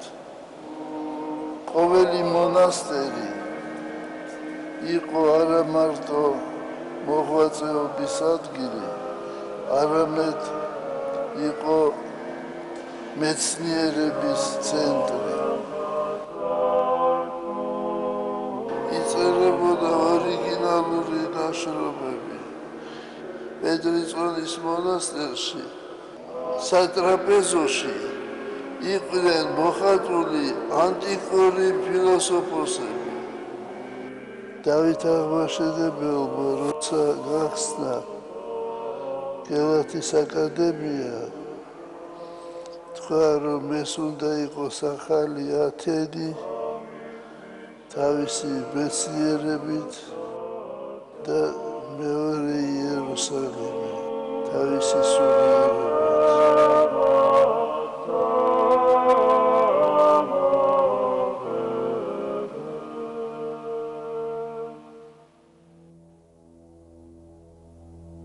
ჩვენ გამოიარეთ ძალიან მძიმე გზა. თქვენ გახსოვთ, როგორ იდევნებოდა ეკლესია. ეკლესიას აღარ ჰქონდა იმისი ძალა, რომ ამ დევნაში ეწერა და ემუშავა სამეცნიერო შრომებზე. 'და ამიტომ აი ეკლესიის საქმეს ჩვენი დიდი მეცნიერები აკეთებდნენ და თუ მეცნიერება დაეცემა საქართველოში თვითონ ქართველი ხალხის დაეცემა.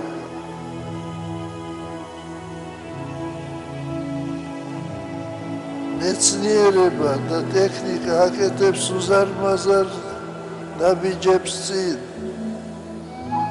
მართალია, ზნეობა ჩამორჩა, მაგრამ მეცნიერებას და ტექნიკას უნდა ვზდიოთ ჩვენ, უნდა გვესმოდეს.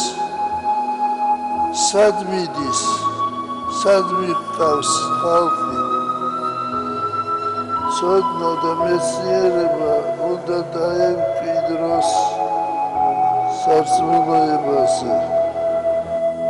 ადამიანი თუ განათლებულია, ის მეტ პასუხისმგებლობას გრძნობს ღვთის წინაშე, სამშობლოს წინაშე, ოჯახის წინაშე. მხოლოდ მორწმუნე ადამიანი არის მონა ღვთისა და მორწმუნე და ცოდნე ადამიანი, განათლებული ადამიანი არის მეგობარი ღვთისა.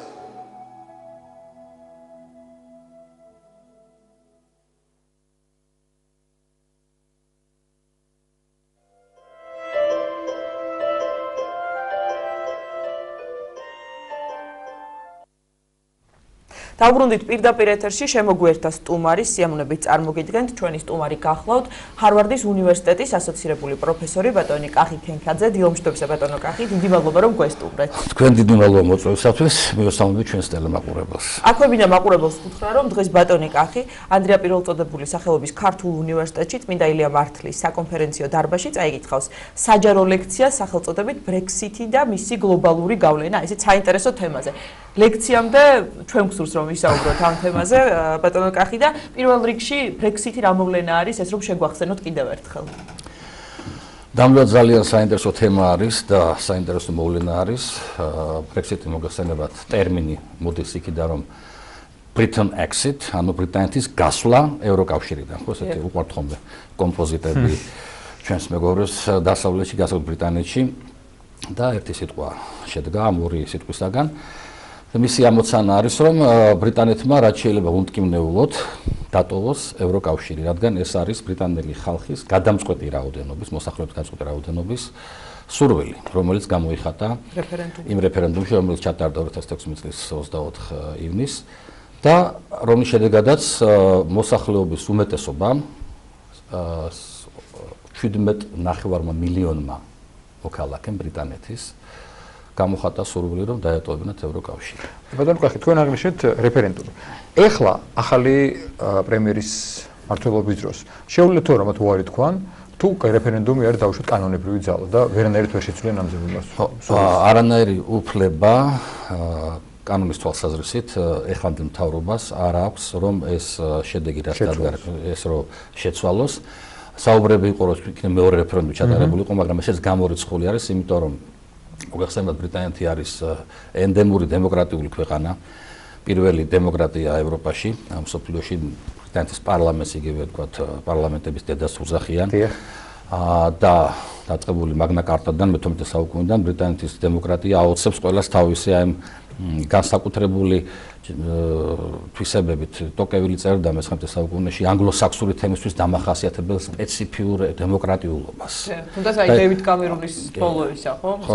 რაც დევიდმა გააკეთა, თქვათ, ეხა დევიდ კამერონის გადაწყვეტილება, რომ დაპირდა ის თავის ამომრჩევესო, თუ მას აირჩევდნენ, ის ჩაატარებდა ამ რეფერენდუმს, გამომდინარეობდა იქიდან, რომ რა თქმა უნდა, თვითონ კონსერვატორია მემარჯვენე ცენტრისტია უბრალოდ, მაგრამ არის უფრო მემარჯვენე ძალები, ხო, ბრიტანეთში, როგორც ნიკოლას ფარაჟი იყო, მაგალითად, გაერთიანებული სამეფოს დამოუკიდებლობის პარტიის თავმჯდომარე. ნიკოლას ფარაჟი ითხოვდა ამ რეფერენდუმს და დევიდმა იფიქრა, რომ კამერონმა, რომ თუ თქვათ ის არ ჩადებდა თავის წინასაარჩევნო მანიფესტში ამ დაპირებას, მაშინ შეიძლება ხმები ვერ აიღო მის პარტიას, კონსერვატიულ პარტიას იმდენი, რადგან მაშინ ის UKIP, რასაც ქვია, გაერთიანებული სამეფოს დამკვირვებლის პარტია, ფარაჟის ხელმძღვანელობით წაართმევდა იმ ხმებს, რასაც ატარებენ ის ბრექსიტელები, ხომ? შესაბამისად, დევიდმა თქვა, რომ მან ჩადო მანიფესტში, თავის წინასაარჩევნო მანიფესტში ეს დაპირება, მაგრამ ის არ ელოდა, რომ ესეთი შედეგი დადგებოდა. თუმცა ალბათ უნდა გაეთვალისწინებინა, მაგრამ ფაქტი ის არის, როგორც ჩატარდა ეს რეფერენდუმი და 17 მილიონ ნახევარმა ადამიანმა მიცა ხმა ამ გამოსვლას ევროკავშირიდან, ეს იყო შოკი, იყო ერთგვარი. დევიდ კამერონი იმ მეორე დღესვე ტოვებს, როგორც კი გამოცხადდა ოფის, არა? საინტერესო რა არის? ჩვენ ხანდახან ესეთი სტერეოტიპული წარმოდგენა გვაქვს ბრიტანეთზე, გაერთიანებულ სამეფოზე, რომ ეს არის, თქვათ, გასაგებია, რომ შოტლანდიის და ინგლისის გაერთიანებული სამეფო არის, არა? ეს არის თითქოს 50-50-ზე მოსახლეობის თვალსაზრისით, არა, რაოდენობის თვალსაზრისით. სინამდვილეში ესე არ არის. მოსახლეობა ინგლისელები არიან უმეტესობა. შეიძლება ითქვას, რომ 5 მილიონია შოტლანდიელი, არა, დანარჩენი 3 მილიონი უელსელი და დანარჩენი ინგლისელები არიან, 60 მილიონი. უზარმაზარი რაოდენობა არის მოსახლეობის, არა? და აქედან როდესაც 17 მილიონი ამორჩეველი აძლევს ხმას ბრექსიტს, ეს არის ინგლისელები, ვინც ეს გააკეთა. ეხლა ის მის მათი სურვილია. რატო გააკეთეს ეს ინგლისელებმა? იმიტომ რომ არის არგუმენტები უამრავი, რომ თუ ბრიტანეთი დატოვებს ევროკავშირს, ეს მისთვის ეკონომიკურად წამგებიანი იქნება, ხო? ეხლა საინტერესო ის არის, რომ პოლიტიკა არის ემოციების სფერო. პოლიტიკაში სენტიმენტები და ემოციები მძლავრობენ. და ყველაზეძლიერად ემოციები და სენტიმენტები დაკავშირებული არის შენ ეთნიკურ იდენტთან, არა? შენ ნაციონალურ მომენტთან. ასე უნდა იყოს ყოველ შემთხვევაში. ნუ ყველგან ესე არის, თუ ქვეყანა არის ეროვნული ქვეყანა და ნაციონალური ქვეყანა არის, ასეა. და ინგლისელებს ერთი დიდი პრობლემა აქვთ, რომ ინგლისელებმა, როგორც თვითონ იგივე ჩვენთან საუბარში, პირად საუბრებში ამბობენ ხოლმე, ყველა კლასის წარმომადგენელი ინგლისელი თქვათ, და მაღალი კლასის იყო საშუალო, რომ მათ ორჯერ დაკარგეს თავიანთი იდენტი ინგლისელებმა. რაღაც გულისხმობს, იგი რომ ხო იყო ინგლისი, არა? ერთ-ერთი ყველაზე ძლიერი ქვეყანა მსოფლიოში, ეს ანგლო-საქსონური ქვეყანა, რომელმაც ფაქტობრივად უზარმაზარი იმპერია შექმნა და ისინი ამით ამოყვნენ, რომ ისინი ინგლისელები არიან, არა? მაგრამ მოხდა ისე, რომ როდესაც იქნება ბრიტანეთი იქნება და გაერთიანებული სამეფო, უკვე ინგლისელებმა ჯერ დაკარგეს თავიანთი იდენტი და გახდნენ ბრიტანელები. ანუ ინგლისი აღარავინ აღარ ახსენებს, ხო? და მე უკვე ახლა გახდნენ ევროკავშირის წევრები და თუ მეტი ინტეგრაცია მოხდებოდა ევროკავშირთან, მაშინ უკვე ევროპელები გახდებოდნენ. ანუ ის ინგლისელი მარტო სადღაც სოფლიო ჩემპიონატზე ფეხბურთში ჩანს, რომ ინგლისის ნაკრები თამაშობს, თორე ისე არიან ან ბრიტანელები, ან ევროპელები და მე სვამენ კითხავს ინგლისელი, მაგრამ მესამე ეტაპი რა აღარო, ჩვენ გავხდებით გლობალური პიროვნებები, გლობალური მოქალაქეები, ანუ სად არის ინგლისი, არა? ამიტომ ეს 17 მილიონი ადამიანი, რომელმაც ეს შედეგი დადო, მათთვის ეხლა მათ რო თავრობამ უთხასო ჩვენ ან მეორე რეფერენდუმს ჩავატარებთ, ან თქვენი გადასინჯვა მოხდება თქვენი ამ რეფერენდუმის შედეგის, ან პარლამენტი მიიღებს რაღაც საკანონმდებლო აქტებს ამასთან. ეს გამორიცხულია, იმიტომ რომ ისინი არიან ძალიან მოტივირებულები, ძალიან აქტიურები, ვიტყოდი აგრესიულები, თუ საჭირო იქნება და მათ შეუძლიათ ქუჩაშიც გამოვიდნენ, დაიცვან თავიანთი უფლება, იმიტომ რომ ეს რეფერენდუმი არის უმაღლესი კანონი. და დაწყებულია ხო მოლაპარაკებები? მოლაპარაკებები დაწყებული არის, ხოლმე მეორე ფაზაში, გადამწყვეტ ფაზაშია შესული უკვე ეკონომიკური მოლაპარაკებები იქნება, თქვა დაკავშირებული იმასთან დაკავშირებით, ერთიან ბაზარზე როგორ დარჩება, თუ დარჩება საერთოდ ბრიტანეთი, თქვა ბაჟუკავშირში დარჩება, არ დარჩება, ეს ისეთი საკითხებია, რომ მართლა ძალიან, ესე იგი, აღელვებს ამომრჩეველს და უნდა ვიცოდეთ, რომ ამომრჩეველი ბრიტანეთში არის ძალიან განათლებული, მას ის საქმის კურსი აბსოლუტურად. ბრმად ხმებს არ იძლევა. არა, ის ყოველდღე მონიტორინგს უკეთებს და აკონტროლებს მთავრობის ქმედებას და განსაკუთრებით ამ ბრექსიტის მოლაპარაკებების პროცესს. შესაბამისად, მთავრობა ვალდებული არის, რომ ეს ყველაფერი შეასრულოს და ის რაც ხალხმა ნება გამოხატა, შესრულდეს, რომ იმ კონკრეტულ ვადებში როგორ მოცემული არის, ბრიტანეთმა უნდა დატოვოს ევროკავშირი. და რა ვადა არის ეს, რომ შეგვახსენოთ? ეს არის 2019 წლისთვის უნდა დატოვოს ბატონო გახი, აი საინტერესოა თქვენ კარგად იცნობთ ამ მოვლენებს, ზანეთ რო იცით ასე იქ მოსახლეობის შემთხვევით არაფერს არ აკეთებს, მე თვითონ ხმას არ იძლევა, რეფერენდუმს არ ითხოვს. და იდმა უმრავლესობამ მისცა ხმა იმას, რომ გამოვიდეს ბრიტანეთი ევროკავშირიდან. რა იყო მოტივი, მიზეზი იმისა, რომ მოითხოვეს, რომ დავტოვოთ ევროკავშირი? ნუ როგორც უკვე ვთქვი, არის ნაციონალური ასპექტი, როგორც თქვით, არა ინგლისურს თავი არის ასევე, რა თქმა უნდა, მოდი ვთქვათ, ასეთი კაპიტალისტური ასპექტი, კაპიტალიზმის დაპირისპირება სოციალ-დემოკრატიასთან. ბრიტანეთი მაინც კლასიკური კაპიტალისტური ქვეყანა არის. მაგალითად, უძრავი ქონების 100%, ხო, მოსახლეობის 30%-ს ეკუთვნის. საოცარი ციფრია, დაუჯერებელი არის, რომ 50% ბრიტანეთში მოქალაქეების კერძო საკუთრება არ აქვს, არც ბინა აქვს, არც მის არაფერი, ისინი ყველა ნაკირავებში არიან. და შესაბამისად, ამ კაპიტალისტებისთვის, რომელსაც იგი ტერეზა მეის ჩვენ პრემიერ-მინისტრი ვახსენე, იცით რამდენი მილიონერი ყავს კაბინეტში? 21 მილიონერი ყავს. კაბინეტის წევრი. და ბუნებრივია, კაპიტალისტურ ინგლისს ბრიტანეთს ასე ვთქვათ, არანაირი სურვილი არ აქვს, რომ მეტად ინტეგრირდეს სოციალ-დემოკრატიულ ევროკავშირში, რომელიც ევროპა მაინც თავის ბუნებით მემარცხენე არის, სოციალისტურია, სოციალ-დემოკრატიული არის, რადგან მაშინ მოხდება ამ ქონების გადანაწილება. ქონების გადანაწილება ბრიტანეთში ფაქტობრივად არ მომხდარა. იქ არ ყოფილა არც ფრანგული ტიპის ბურჟუაზიული რევოლუციები. თავიდან აირიდეს და ეს მთელი ისტორია არის როგორ მოახერხეს ბრიტანელებმა ეს. ანუ ქონება ვის ხელშიც იყო უძრავი ქონება, იგივე მიწები იქნება თუ რაღაცა გადანაწილება მისი არასოდეს არ მოხდარა. გაიკურდებათ ლონდონში დადიხართ და კერძო უზარმაზარ ბაღებს ნახავთ. ხო, ჩაკეტილი და აწერია private property, ადამიანი ვერ შედის. ერთი მესაკუთრე ყავს, თუ უნდა შეუშვეს მეზობელს თუ ვთქვათ. ლონდონი ცნობილია ბაღებით. ხო. და ამიტომ ისინი ცდილობენ იგივე თქვათ ბორის ჯონსონი იქნება თუ მაიკ გოვიეს ბრექსიტელი მინისტრები და ბრექსიტელი პოლიტიკოსები, ხო? ისინი პირდაპირ ამბობდნენ, რომ ევროპა არის ევროკავშირი. დიახ. მათი სამიზნე ევროკავშირი იყო. ევროკავშირი არის იგივე საბჭოთა კავშირი, უბრალოდ გულაგის გარეშეო. უბრალოდ ესა ლიბერალური საბჭოთა კავშირი. გულაგი არ არის და ხალხს არ კლავენ, თორე არ აწამებენ, თორე ისო დიდ განსხვავებას ისინი ვერ ხედავენ, იმიტომ რომ ფაქტიურად ესე იგი ხდება საზოგადოებრივი ქონების გადანაწილება უკვე ძალიან მშვიდობიანი გზით, იმიტომ რომ როგორც ვთქვით, მათ აირიდეს ბურჟუაზიული რევოლუციები თავიდან, მათ აირიდეს კომუნისტური რევოლუციები თავიდან, რუსული ტიპის რევოლუციები. გავლენებზეც რომ ვისაუბროთ, ქონების არ ყოფილა.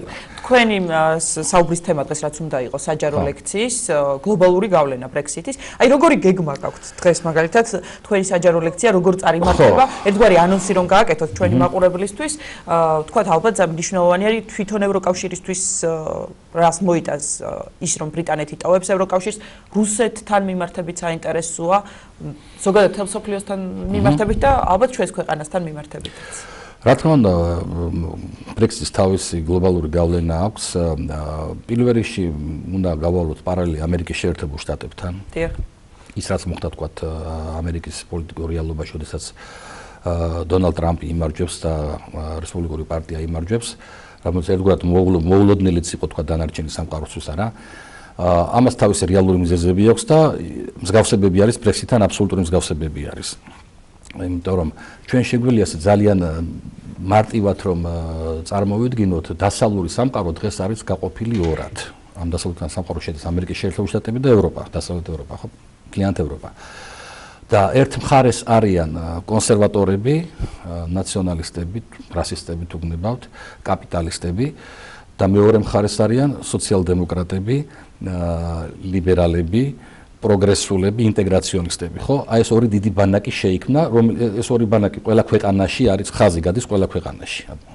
თითქმის რომ ავიღოთ ნებისმიერი ქვეყანა, ჰოლანდია იქნება შეერთებული შტატები თუ ბრიტანეთი თუ უნგრეთი, ყველგან არიან აი ეს ორი დაპირისპირებული შიგნით ძალები, ორი ბანაკი.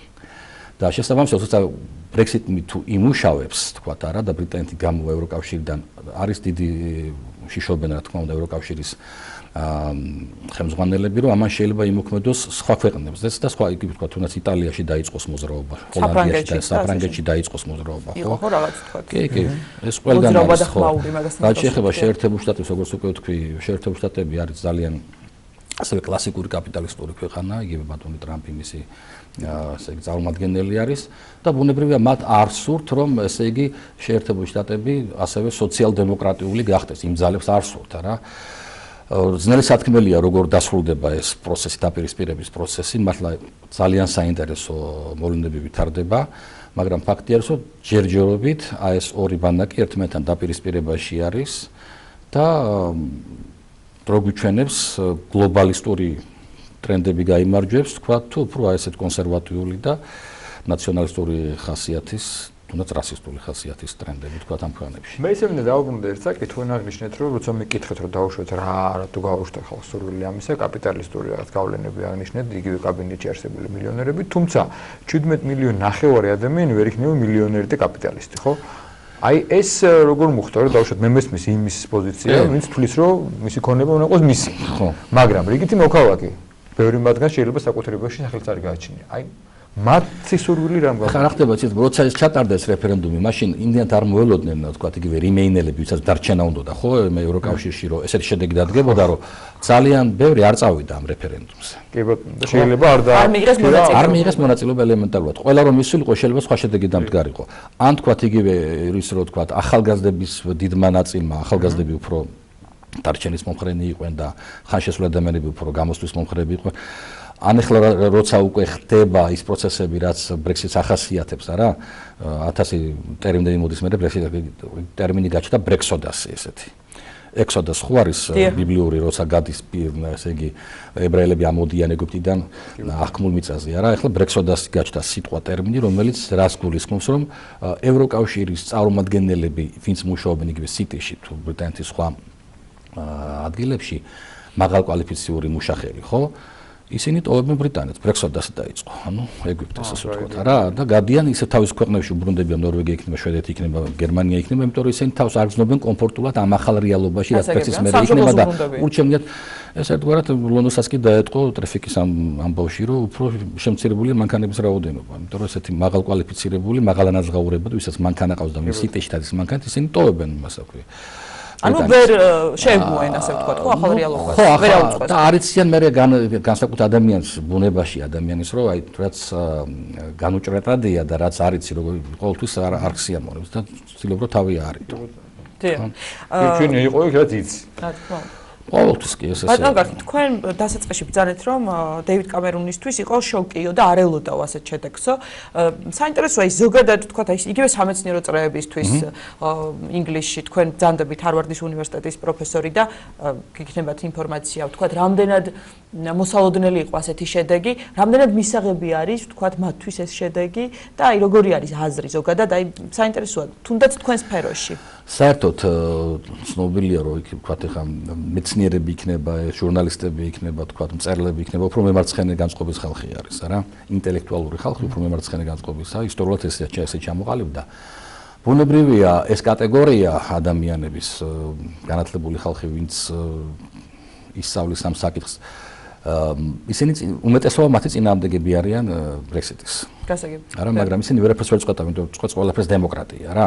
ისინი რა თქმა უნდა ამის საშუალების შესახებ წერდნენ, ეხაც წერენ, თქვათ, ეხაც მოითხოვენ, რომ თქვათ, რაღაცა შეიცვალოს, არა, ან შებრუნდეს ეს პროცესი, მაგრამ ჯერჯერობით ეს მაინც და თულია. არ შემიძლია რა თქვენი პირადი აზრი, თქვენ იცნობთ ინგლისს, მოღვაწეობთ იქ, იცით ბუნებრივია რაღაცა საფრთხეები, იცით განწყობა ხალხის, თქვენ როგორ თვლით, ეს სწორი გაწყვეტილება იყო თუ შეიძლება დამაზიანებელი? შეფასებას ვერ გავაკეთებთ ეს სწორი იყო თუ არა, იმიტომ რომ ეს არის ბრიტანელი ხალხის ნება აბსოლუტურად და ჩვენ უნდა ასე ვთქვათ ვაღიაროთ და მივიღოთ ის ნება, რომელიც ბრიტანეთის ხალხის უმეტესობამ გამოხატა, შესაბამისად სწორი იყო თუ მტკვანი იყო, მარტო შეიძლება თქვათ ვილაპარაკოთ, როგორი ეკონომიკური თქვათ შედეგი ექნება ამას ქვეყნისათვის თქვათ და როგორი როგორ ნუ პროგნოზები არის რომ ცუდი იქნება, იმიტომ რომ თქვათ იგივე დიდი ალბათობა არის რომ თუ ერთიან ბაზარს ატოვებს ბრიტანეთი, ამ ერთი თვის წინ იაპონიის მთავრობამ პირდაპირ ესე იგი შანტაჟი გაუკეთა